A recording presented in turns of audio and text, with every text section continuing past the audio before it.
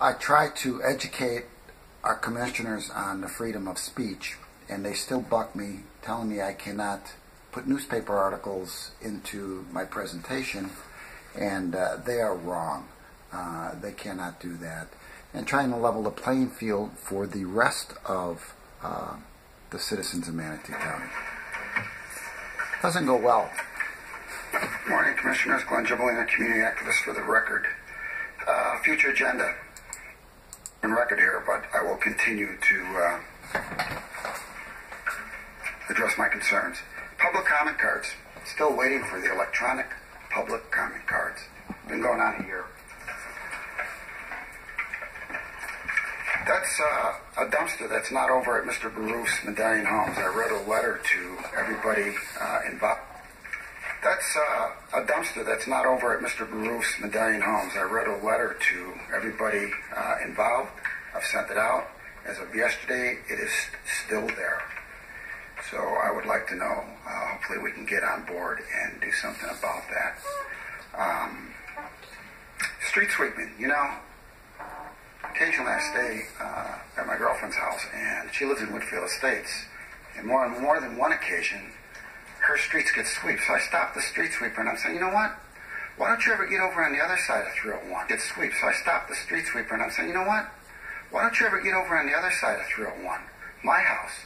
I've been there for 20 years paying taxes. Oh, Glenn, you don't have any curbs. We don't sweep any streets without any curbs.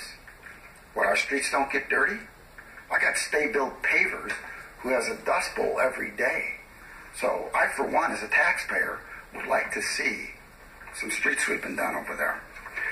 Also requesting the last payment for Manatee Memorial, the $1 million that went out to Health Services instead of Manatee Memorial LLC. I don't know if that was creative invoicing or fraud. I'm still waiting on that. But my most concern on future agenda is how we conduct meetings. It's, you know, I went back over the records, and I'm gonna read this to you.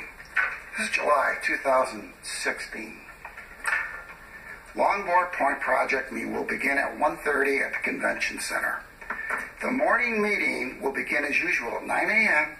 in the first floor county building, and then it will be moved. That's from the Bradenton Herald, and that's the way that meeting should have been conducted. All right, we're not going to talk about it as right in the middle of a quasi-judicial. Okay, well, I'm talking about future agenda meetings.